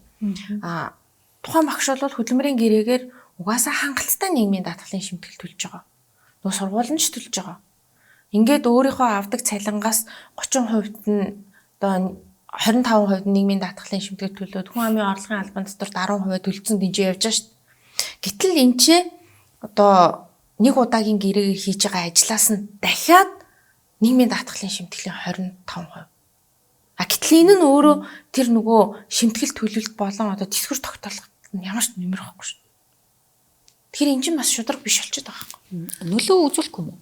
Гэхдээ тэртээ дөрвөө 7 саяын цалинтай хүний хувьд ямар ч нөлөө байхгүй шүү. Тэр чинь одоо ингээд 5 саяын цалинтай 2 саяын цалинтай гэдэг нөгөө хөдөлмөрийн хөлсний доод хэмжээг 10 дахин нэмэгдүүлсэн гэж байдаг шүү дээ. Тэгээ тэрнээс дээш цалин дээр бол угаасаа шимтгэл төлдөггүй шүү дээ. Тэгэхээр нэгэн тэрнээс дээш гарсан тохиолдолд тэр нөгөө хажуугаар нь төлж гин үү, цалингаараа тэр хамаагүй байхгүй. Одоо ингээд тооцоо бодъё л да. Яг 7 сая болоод сая хөдөлмөрийн хөлсний доод хэмжээ 792 мянган төгрөг болсноороо бол нэлээд одоо өндөр цалингаас нийгмийн даатгалын шимтгэл төлдөг болцсон. За энэ бол давуу сул тал нэлээд олон та. Тусдаа бас ярих нэлээд том сэдв. За тэгэнгүүт жишээлбэл 7 саяын 8 саяын цалин авдаг багш байлаа гэж бодъё л да. За эсвэл нэг өөр ажил эрхэлдэг. За тэгэнгүүт за нэг хуульч байлаа тий компани хуульч. За тэгэнгүүт 8 саяас бол угаасаа яг ингээд нөгөө таазан тулцсан хэмжээгээр нийгмийн даатгалын шимтгэлээ төлж байгаа. Тэр 8 саяас дээшээ авж байгаа одоо юу гэдэг 9 саяын цалинтай байлаа гэхэд тэр сая төгрөгийн цалин чинь тэртээ тэргүй дараа нь тэтгэвэр бодогдох тооцохдохгүй. Яагаад гэвэл тэр дүн дээр нийгмийн даатгалын шимтгэл төлдөг байхгүй. Дээшээ гарцсан дээр. Тэгэнгүүт би 8 саяын цалинтай ажиллаж агаад хажуугаар нь юу гэдгийг нэг сард одоо юу гэдгийг нэг гинтийн ажил орж ирээд нэг 5 саяын ажил хийчлээ гэж бодъё л доо. Гэтэл тэр 5 сая дээр дахиад нийгмийн даатгалын шимтгэл төлж байгааз. Яг тэр нийт дүнгээр нь боддоггүй байхгүй. За чи 8 саяг олцсон юм уу? Тэгвэл эн чинь сарынхаа тооцоолоор 5 сая юм байна. Тэгвэл энэчнээс илүү гарсан дээр чинь нийгмийн даатгалын шимтгэлийг чинь буцааж өгөх ёстой юм байна ч юм уу. Тэ илүү төлөлт байна гэдэг юм байхгүй. Яг тэтгэврт гарахдаа нөгөө 8 сая 7 сая 920 мянгийнхаа цалин дээрээс л тэтгэврээ нөгөө тодорхой хуваар нь хувьчилж бодно шүү дээ. Нөгөө 45% юм уу 50% юм уу тий. Гэтэл нөгөө илүү гарсан дээр 5 сая дээр жишээл төлцсөн. нийгмийн даатгалын санд руу нийгмийн даатгалын санд бас нэг орлого бүрдүүлсэн байна шүү дээ. Тийм шүү дээ. Ажил олгогч нь 12.5 би өөрөө 12.5 гэхэр чинь 25% тэнцээ орлого өгч байгаа байхгүй. Тэр ямар ч наалтцах байхгүй. Ямар ч хамааралгүй. Тэр санд төвлөрүүлсэн орлогынхоо хэмжээгээр буцаагаад тэтгэврээ авдаг бол бас болж байна те. Гэхдээ харин тэгэхээр тийм боломж байхгүй. Дээрээс нь одоо бид нэр яг нөгөө нэрийн данстай болсон гэдэг байгаа юм. За нэрийн дансан чинь нэг тэдэн төгрөг байгаа. Одоо чи яг шилний санаас чихэр долоолгоно гэдэг шиг байхгүй. Бичлэлт тий. Тийм зүгээр л бичлэлт байгаа шүү дээ. Тэгээ тэр мөнгө ч одоо угаасаа байхгүй нийгмийн даатгалын санд. Тэгэнгүүт яваандаа энэ мөнгнөөс чинь тооцдог болно шүү дээ энтер гээд байгаа юм. Гэхдээ яг үнэндээ тэрнээс тооцоод явхад нийгмийн даатгалын сангийн одоогийн тогтолцоогоор бол тийм мөнгө байхгүй. Ямар ч боломж байхгүй. Энийг одоо бид нэр ойрын 5 жилдээ л энэ тогтолцоог өөрчлөхгүй бол яг бидний үеийнхэн биднээс хойш үеийнхэн яг тэтгэврт гарах үед бол үнэхээр төлсөн юм эргэж аавна гэдэг бол аюу хэцүү бол. Энэ бараг боломжгүй л болчих гээд байгаа. Одоо ингээд алдагдaltaй яваад байгаа шүү дээ. Нийгмийн даатгалын сан ч өөрөө байнгын одоо яг бидний төлж байгаа мөнгөөр л өмнөх хүмүүсийн тэтгэврийг тавьдаг байгаа шүү дээ. Гэтэл тэр өмнөх хүмүүсийн тэтгэвэр чинь бага цалинтай байсан үеийн хүмүүс шүү дээ. Одоо тэгээ ингээд нөгөө 5 сая, 7 сая, 10 саяын цалинтай болсон хүмүүсийн үеийн одоо юу гэдгийг 7 сая болсон тий 5 сая болсон хүмүүс тэтгэвэр тогтоолгоод эхлэхээр энэ сан чинь ингээд ягаад ч байхгүй болох гэдэг. Ачаалаад байхгүй. Тэгэхээр энэ нийгмийн даатгалын шинжилэл гэдэг бол өөрөө маш чухал. Энийг бид нэр ойрын 5 жилдээ заавал хийх ёстой. Энийг тэтгэврийн сангийн хувилбараар шилжүүлэх ёстой. 3 шатлсан буюу 3 хэлбэртлээ оруулах ёстой. За эрчим хүчтэй холбоотой нэг асуулт асууя гэж бодож байна. Тасаа эрчим хүчийг ингээд 3 одоо шинжилгээний нэг нь тийм бас л том салбар. Нэг хэцүү юм нөгөө л төлбөр мөнгөн дээр очиод гацчдаг тийм. За цахилгааныхаа үнийг бол нэг ямар ч байсан 30%-аар нэмээд авсан тийм. Бас л бүүн эсрэг үзэл шүүмжил дундор ингээд нэмээд авсан. Тэгээд дулааныхаа үнийг яг нэмэх гэчихэд л хойш тулцсан тийм. Тэгээд одоо ингээд маш их алдагдaltaй олон тэрбум төгрөгийн юм алдагдал хуримтлагдсан энэ том салбарыг чинь та болохоор ингээ гаднаас хөрөнгөөр олд татхаар ингээ бид нар итгэвтэй ажиллаж байна гэж шадар сайдын ажлын албаныхан та бас багцсан байсан тийм Японд ингээд ажиллаад ирсэн байсан. Гэтэл одоо хөрөнгө оруулагч нар чинь мэдээж ирэх хамгийн дөрөнд ашигла харгалзсан шүү дээ тийм. Гэтэл нөгөө энэ салбарынхаа нүүлжлийнх нь хөлсөн нөгөө их доогуур байгаад нөгөө өртгөөсөө доогуур байгаад байдаг. Тэгэхээр яг энэ дээр дулааны үнийг нэмэх шийдвэрээ хойшлуулсан байгаа. Гэтэл өнөөдөр бид нар яг ингээ хотод Улаанбаатар хотод жишээлбэл шин төсөл шин нэгж байшин барих боломж байхгүй. Ягаад тэгэхээр дулааны хэрэглээ чинь тулцсан. Гэтэл нөгөө цахилгаан станцаа нэмж барья. Тэ 5 дугаар цахилгаан станц баригдан ямар ч үсэн ажил нь эхэлсэн. За 5 дугаар цахилгаан станц баригдаад ингээ явлаа ч гэсэн бид нар дулаан цахилгаан чи өөрөө одоо олон улсын жишгтэй нийцүүлэх юм бол манай хамаагүй хямдхан байхгүй. Яагаад тэгэхээр нөгөө социализмын үеэсээ эхлүүлээд нөгөө төрийн татвасаар барьцсан учраас. Тэгэхээр энэ нь ямар одоо нөлөөллийг үзүүлсэн бэ гэхээр бид нар эрчим хүчнээ хэмнэх, дулаанаа хэмнэх гэдэг ойлголт ер нь муутай. Өөрөөр хэлбэл бид нар ингээд дурын айлд ороод ингээд өвөл харахад паар нь тулцсан халуун бүх цонхоо онгойлгоцсон байдаг. Энэ бол жишээлбэл юу гэдгийг Германд ч юм уу, Японд ч юм уу, Солонгос ч юм уу хэзээ ч бид нэр олж харахгүй үзэгдэл واخгүй юу. Яагаад тэгэхээр тэдний хувьд ямар хэмжээнд дулаан хэрглэж чинь тэр чинь ингээд жижиг хэмжээс болгоноор төлбөртэй. Одоо би ингээ анх Германд оюутан болж очичоод нөгөө энэ Монголд сурсан зангаараа штэ. Дулааны тултал нэмчээд тэнгуүтэ агаартай ингээд цонхоо онгойлгоцсон. Эхний сарын дулааны төлбөр дээр алуусахгүй. Амар өндөр үнэтэй гараад. Тэгэл 2 дахь сараас эхлээл за цонх онгойлгохгүй. Нөгөө нартаа үед нь сайхан хөшгөөд илгэж нар оруулж ирнэ. Тэгээ дулаанаа бол хамгийн бага хэмжээгээр нэмдэг. Бүр айхтар дараал нэг 20 градусаас доош орчвол дулаанаа нэмнэ. Тэрнээс ч дулаахан амьсаа гутлаа өмсөөл ингээ явна. Тэгэхгүй бол тэр чин цахилгаанаа бүгдийг хаана. Усаа бүгдийг сайн хаана. Нөгөө нойлын ус чинь бага хэмжээгээр татагдах гэдэг юм чинь тэнд яг орж ирдэг байхгүй. Яа тэгэхээр ус нь айхтар үнэтэй. Тог нь айхтар үнэтэй. Дулаан нь айхтар үнэтэй. Яа тэгэхээр тэр чинь өөрийнх нь бий болж байгаа өртгөн тийм үнэтэй зүйлс байхгүй. Тэгэхээр тэр өртөг өндөр байгаа юмыг чинь хүн хэрэглэхээр тэр үнэтэй имижийг хэрэглэхээр нөгөө хэмнэлтэнд орж эхэлнэ дээ. Тэгээ явхаар тэр одоо нөгөө нэг дутмагшил, хязгаарлалт юмнууд чинь байхгүй болж эхэлж байгаа. Тийм учраас бид нар одоо ингээд жишээлбэл цахилгаан хүрхгүй байна гэдэг юм яригддаг. Гэтэл бид нар яг 5 цагаас 7 цаг, 8 цагийн хооронд бүгд 100% ачаалдаг. Тинчээ угаалгын машинаа залгаал, тинчээ эндүүгээ залгаал, тинчээ зураг тасаал, тинчээ билетик асаал тийм бүх юм ус буслаг, пэйж бүх юм ажиллана. Тэгэхээр нөгөө хязгаараа тавчдаг. Манайх бол одоо угаалгын машин шиг ажиллах болсон шүү дээ оргил ачааллын цагаар. Тийм учраас нөгөө яг тэр оргил ачааллын цаг чинь өндөр үнэтэй байж хүмүүс нөгөө шөнийхөө цахилгааныг хэрэгэлдэг болж байгаа. Оргил ачааллын бус цагаар харьцангуй хямд цахилгаанаа ашиглах боломж нь гарч ирж байгаа. Энтэй адилхан дулаан үнэтэй болоод эхлэхээр хүмүүс за дулааныхаа тоолоор тэгээ дулаан үнэтэй болно гэдэг маань бүгд дулааны тоолоортой болно гэсэн үг.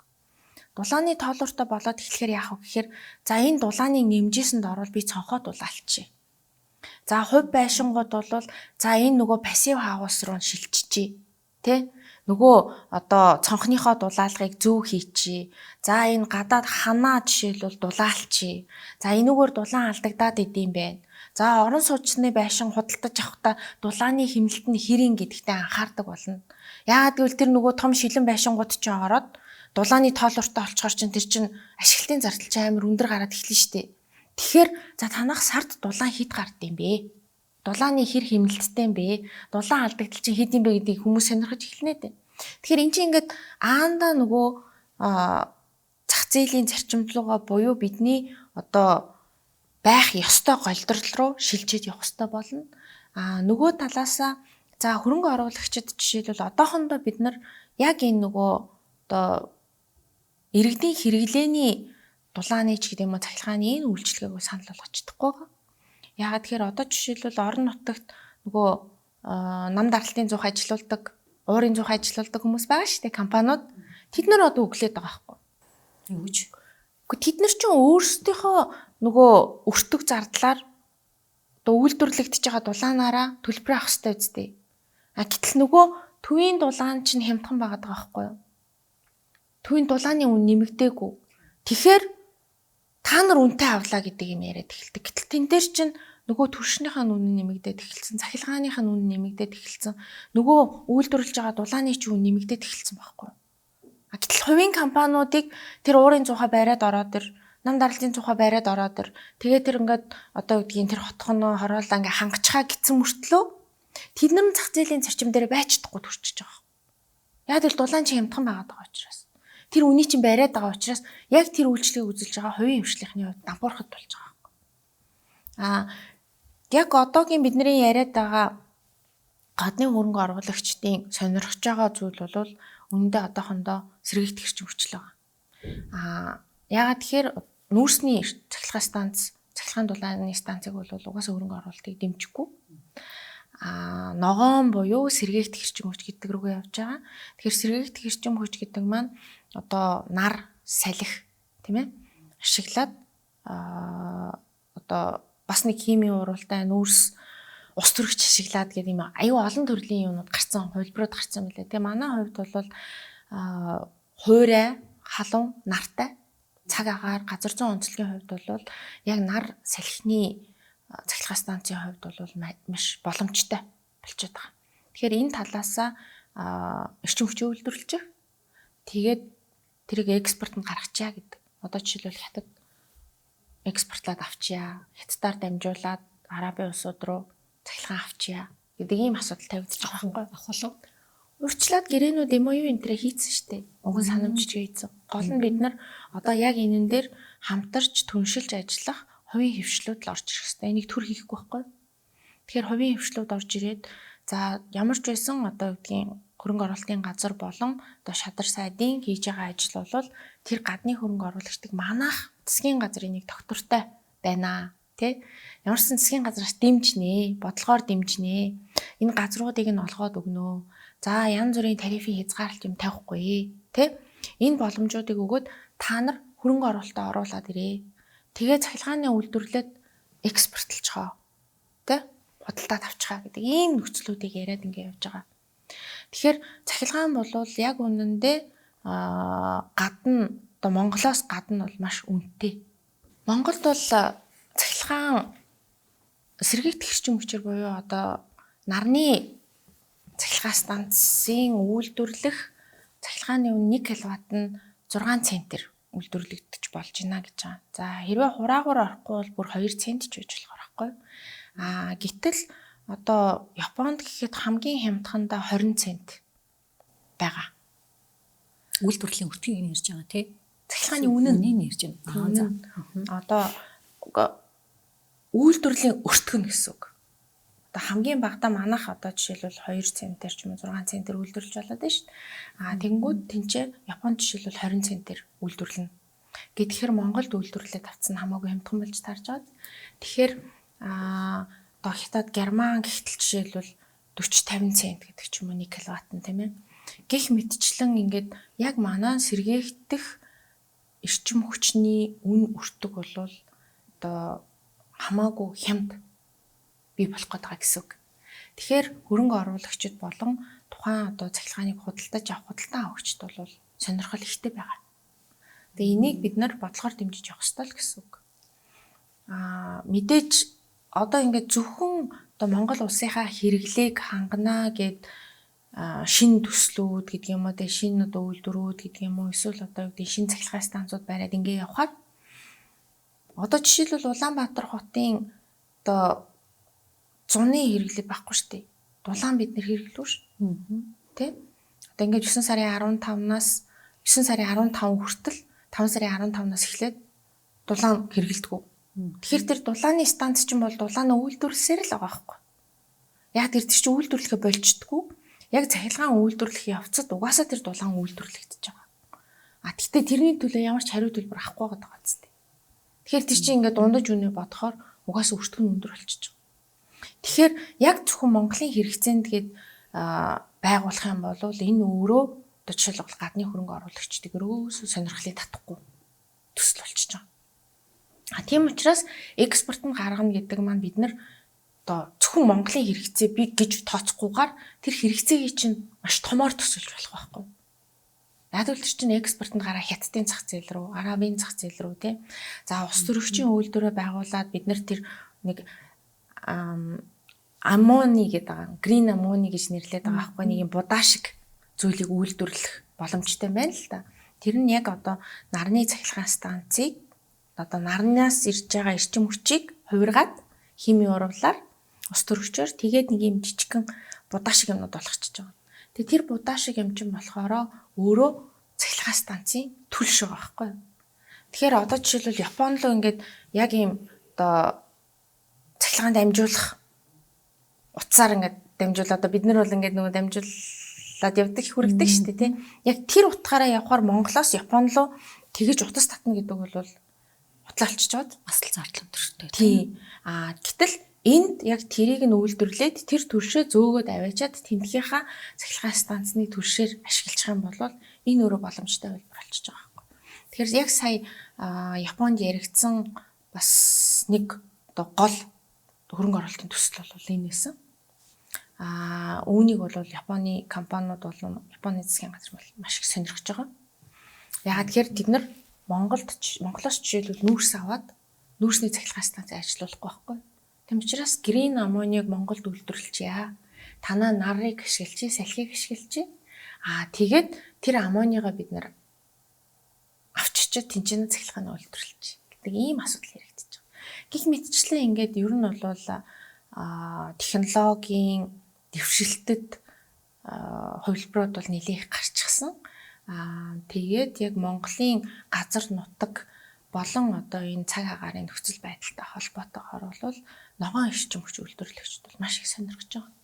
Тэгэхээр энэ тал руугаа л нэлээд анхаарал тавьж ажиллаж байгаа гэсэн үг. Тэгээд нэмээд хэлэхэд одоо бид нар энийг зүгээр л нэг экспортод гаргаал те одоо бараг л одоо нар салхиа бас хайрлах хүмүүс гараад ирж магадгүй л те. Тэгэл нэг экспортод гаргацдаг энэ төр гэж магадгүй. Гэтэл тэр чинь өөрөө Монгол улсын нутаг дэвсгэр дээр ямар ч байсан цахилгааныг бага өртгөөр үйлдвэрлэх боломжтой зүйл чинь бий болчихж байгаа байхгүй. Тэгэхээр тэндээс бид нар орон нутгийнхаа цахилгааныг хангаж болж байна. Гэхдээ даже Тэнцэнээсээ Улаанбаатар руугаа ч гэсэн цахилгаан дамжуулахаараа татчих болно шүү дээ. Тэгэхээр энэ бол ямар ч байсан бид нар цахилгаан үйлдвэрлэх олон төрлийн хувилбарт нөхцлүүдийг бий болгосноороо Монгол улс цахилгааны хараат бус байдал руу шилжих. Энэ боломжийг бий болгох байхгүй юу? Тэгэхээр энийг бол ингээд том зургаар нь буюу олон жилийнх нь одоо үр нөлөө бас бид нар аягүй харах хэрэгтэй л гэж хэлмээр байгаа. Тэгэхээр улсын хурлын дарга байжгаад одоо ерхийсэд болцсон учраас тий одоо ингээ гадаадын банкыг оруулж ирэх ёстой гэдэг байсаараа бол ингээд хэд хэд удаа илэрхийлээд ингээ нилээ юм хатуу би бол одоо энэ дээр хатуу згсноо гэдэг шүү дээ бид нар бол одоо энэ зээлийн өндөр хүнд бол одоо аж ахуй нэгж эренгэлтгүй бүгдээрээ сөхөрж гинэ энэ ингэж удаан явлаа одоо энийг өөрчлөн гэдэг тий тэгэхээр Монгол банкны ерөнхийлөгч наран цогцч гэсэн бас л дэмжиж чинь тий гадаадын банкны одоо оруулж ирэх хуулийн төсөл дээр нь бид нар ажиллаж байгаа утгагүй өргөн барин гэдэг мэдээлэл өгсөн. Тэгэхээр та бол Голланд банкнд ингээд 9 жил ажилласан бас банкны салбарт олон жил ажилласан туршлагатай. Тэгээд системийн нөлөө бүхий банкнд ажилласан байна. Тэгэхээр энэ санаачлагын талаар та ямар байр суурьтай байгаа вэ? Тэгэхээр яг нь ер нь бол яг нөгөө банкны хувьцаа эзэмшлийн тухай ярихад бол нэлээд олон юм бид нэр хүндэж ярих хэрэгтэй. За хамгийн наад захын өнөөдөр бид нар янзлах одоо зохицуулах ёстой зүйл бол банкны хувь эзэмшлийг 20%-аас дээш төвлөрөл байхгүй гэдэг хуулийн зохицуулалт явж байгаа. Хэрэгж хугацаанд хойшлол яваад байдаг. Тэр энийгээ бол бид нар нийт даруй засах ёстой. Өөрөөр хэлбэл гадны хөрөнгө оруулагчид болон одоо томоохон санхүүгийн байгууллагууд арилжааны банкны хувьцаа эзэмшигчээр орж ирээ гэхээр 20% дээр бол хинж орж ирэхгүй. Ямар ч сонирхол байхгүй. Ядаж 34% буюу хяналтын вакцыг авах боломжийг олгооч гэдэг саналуудыг бол тавьж байгаа. Тэгэхээр одоогийн бас департамент дээр тавигдсан банкны тухай хуулийн нэмэлт өөрчлөлтөөр бол энэ заалт бас явж байгаа. Тэгэхээр энэ бол маш чухал. Ингэснээрээ бид нар нөгөө арилжааны банкуудын хувьцаа эзэмшлийн төвлөрлийг сааруулах үүн дээрээ улмаалаад хөрөнгийн зах зээл дээр байгаа одоо банкны хувьцааны ханш бодиттой байх нөхцөл байдал руу орох. Үүгээрээ одоо хөрөнгө оруулалтын одоо хөрөнгийн зах зээлийн дараагийн шат руу явах бас нэг боломжийг бий болгох. Нөгөө талаасаа энэ гадаадын банкны охин компанийг оруулж ирэх гэдэг асуудал бас одоо яг тэр департамент тавьсан байгаа төсөл төр бол явж байгаа. Тэгэхээр гадаадын банк гэдгээ юу гэж ойлгож байгаа вэ гэхээр тухайн одоо компани хувьцааны 50-аас дээш хувийг нэг гадаадын банк эзэмшдэг бол одоо гадаадын банкны охин компани гэж үзнэ гэд. Тэгэхээр яг энэ нэр томьёог оруулж ирээд энэ одоо тусгай зохицуултыг оруулж ирж байгаа шалтгаан бол ер нь бол хувь нийлүүлсэн хөрөнгөтэй холбоотой. Мөн түнчлэн одоо банкнд хувь эзэмших буюу банкны хувьцаа авах тохиолдолд төв банкнаас тавьсан шалгууруудын хүрээнд хэн байгаа нь үл хамааран маш том шалгалтууд явдаг. Яг одоо тэр мөнгөний чи их үүсвэр нь юу юм те одоо жишээлбэл гадны нэг том банк байжлаа гэж бодъё л да. За одоо юу гэдгийг за Deutsche Bank байжлаа, Германы банк. За Монголын нэг компани хувьцааг худалдаж авъя гэд ороод ирэхэд энэ мөнгө чинь яг яаж олсон, ямар одоо арга замаар орсон, эцсийн өмчлөг чинь хийн ингээл юм баахан асуултнууд явдаг байхгүй. Тэгэхээр хэрвээ олон улстай нэр хүндтэй тийм ээ янз бүрийн одоо хориглолт юмд ороогүй тухайн улсын одоо зэрэглэл юм сайн ийм байгаа тохиолдолд тухайн гадаадын банкыг орж ирэхэд тэр нөгөө хувь нийлүүлэгчтэй холбоотой тэр шалгуур үзүүлэлтүүдийг одоо тодорхой хэмжээнд арай өөр нөхцөлтэй байлгахаар оруулж ирж байгаа гэсэн. Нэгэнд тухайн улсдаа жишээлбэл юу гэдгийг Герман улсад ч гэдэг юм уу тийм ээ Япон улсдаа ч гэдэг юм уу Солонгос улсад одоо хүлээн зөвшөөрөгдсөн банк байж байгаа тохиолдолд тухайн банкыг охин компани байгуулах тэр боломжийн шууд хуулиараа олгочихё л гэдэг санаахгүй. Тийм. Нэгэнд тэгээд ороод ирсэн тохиолдолд бол тухайн одоо цоо шинэ компани байгуулж байгаа гэдэг шиг биш. Учираас тэр одоо хариуцлагын хувьд ч тэр одоо их усүрийн зардлын хувьд ч тэр яг одоо Монголын дотоодын банкудтай харьцуулах юм бол хамаагүй илүү нөхцөл байдалтай гэдэг утгаараа манай томоохон төслүүд дээр бол арай бага хүүтэй зээл олох боломж гарах юм болоо гэдэг ийм асуудал тавьж байгаа. Гэхдээ яг одоо жижиг дунд бизнес эрхлэгчид ч гэдэг юм уу тийм ээ иргэдийн хувьд бол тэр зээлийн хүү буурах дээр бол тийм том нөлөө үзүүлэхгүй гэж харж байгаа. Яагаад гэхээр яг нөгөө эрсдлээ үнэлжээж тэнцэнээс чинь зээлийн хүү чинь бодогдож гарч ирж байгаа шүү дээ. Тэгээ ингээ бодоод гараад ирэхээр нөгөө арилжааны одоо Монголд байгаа арилжааны банкудтайгаа банкуудын хүүнээс тийм айхтар их бууж чадахгүй болов гэдэг ийм тооцоололууд бас хийгдсэн байлээ л дээ. Тэгэхээр бид нар бас энийг тал талаасаа хараад яг гадны банк орж ирвэл яг ямар нөлөөтэй юм? Яг хинд ямар нөлөөтэй юм те гэдгийг айгүй тийм одоо үнэнчээр тов тодорхой гаргаж ирэх хэлж явах хэрэгтэй. Тэгэхгүй бол нөгөө ер нь одоо ингээд төр иргэдийн хооронд үүсдэг бохимдол бол дандаа хүлээлтийн зүрхнээс болдог. Нэх гоё юм ярьцдаг ингээд түүх үүсгээлтэй амлцдаг тий амлцдаг. Гэтэл яг үндсэндээ тэр хийж байгаа үйлдэл чинь цаана бий болж байгаа газар дээр бууж байгаа үр нөлөө нь өөр байдаг. Тэгэхээр тэрийг бас бид нар ер нь бол нөгөө гоё ярихгүй болохоор бас нөгөө иргэд сонгогчд нь ийм хачи юмар яадээс та нар ингэх гэлээ гэд ингээ яваад ороод ирдэг. Бас нэг тал бий. Тэгэхээр ер нь бол аль талаасаа хүлээлтийн зүрхгүй байж ижил юм чинь одоо зөв зохистой явдаг. Дараа нь одоо жишээлбэл тэрийг дэмжихгүй юу гэдгийг гол үр нөлөөг нь мэдчихэж л хүн саналаа өгөх ёстой шүү дээ. Тэнгих мэдчил нэг иймэрхүү асуудлууд бол байгаа. Тэгэхээр одоо энэ банкны тухай хуульд нэмэлт өөрчлөлт оруулах хуулийг өргөн байраад ингээ явсан тохиолдолд бол банкны салбарт бол бас нэлээд дэмтэй юм болох байх. Нөгөө талаасаа банкны хүү одоо зээлийн хүү буурах дээр бол бид нар банк усынхаа зээлийн хүү бууруулах дээр бас аягүй сайн анхаарах хэрэгтэй. Мөн түнчлэн энэ санхүүгийн салбарын дотор хөрөнгийн зах зээл гэдэг бол өөрөө яг энэ их усрын зардлыг бууруулахаар маш том хөшүүрэг баггүй. Тэгэхээр хөрөнгө оруулалтын сангуудынхаа үйл ажиллагааг дэмжих хэрэгтэй. Хөрөнгө оруулалтын сангуудыг хямд их усүр оруулж ирэх боломжийг нь хангах хэрэгтэй. За яг энэтэй холбоотой нэг чухал заалт бол аж ахуйн нэгжийн орлогын албан татврын хуулийн 20 дугаар зүйлийн 22-ын 6 дахь заалт байна. Үүгээр юу шийдсэн байдаг вэ гэхээр арилжааны банкуудын хувьд одоо гадаад их усүрээс авсан зээл болон одоо бусад үрийн бичгийн хүүн дээр 5% татвар төлдөг. Гэтэл одоо банк усч гэдэг юм уу хөрөнгө оруулалтын сангийн хувьд бол тийм тусгай нөхцөл байхгүй юу? Нөгөө withholding tax нь 20% байдаг. Тэгэхээр бүхэл бүтэн 15% ялгаатай татвар байгаа байхгүй юу?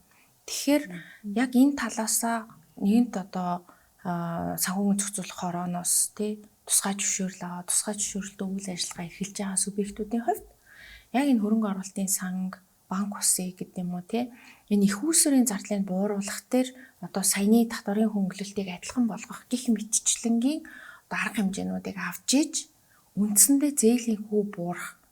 Хүн одоо жишээлбэл ашиглаж байгаа мөнгөнийхөө хүүн дээр нэмээд нөгөө эрсдэл, үйл ажиллагааны зардал энтрээ нэмжээгаад зээлийн хүү болж бууж байгаа шүү дээ. Тэгэхээр яг тэр их усрын зардлыг бууруулах тал дээр бид нэлээд сайн юм хийжээж зээлийн хүү бууруулах боломж гарч ирэх хэрэгтэй. Тэгэхээр энэ талаасаа бол одоо яг хөрөнгийн зах зээлийг бас дэмжиж ажиллах тал дээр миний хувьд бол бас нэлээд олон ажлуудыг төлөвлөөд ажиллаж байгаа.